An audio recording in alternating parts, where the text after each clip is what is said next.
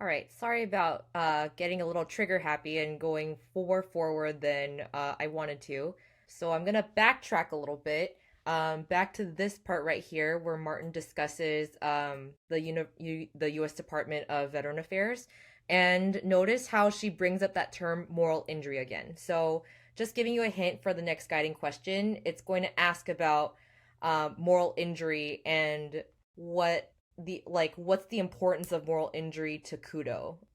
And even though it is a painful and kind of using the word traumatizing to Kudo, he recognizes a different value to that experience. So we're gonna backtrack to this part and see what Kudo has to say in terms of how moral injury has affected his life now.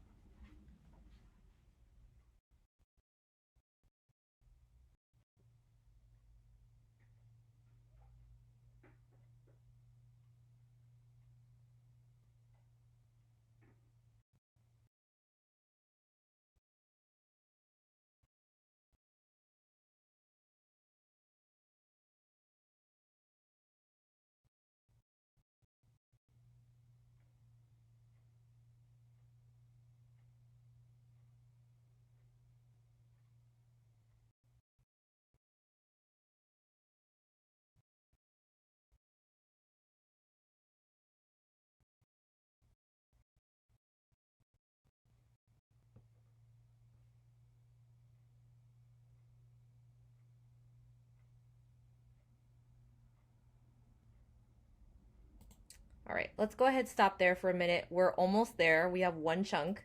But as I mentioned to you guys, I want you to consider this question. Why does Timothy think that moral injury shouldn't be treated? Okay, so again, as I mentioned, he sees a value to it. So consider these four options and consider which one is probably the most accurate based on what Timothy Kudo has said. So, does he think veterans should remember what they had to do during the war? He believes that there's no way to successfully treat it. He doesn't believe moral injury exists. Or does he believe that veterans owe it to their country to remain silent about what happens in the war?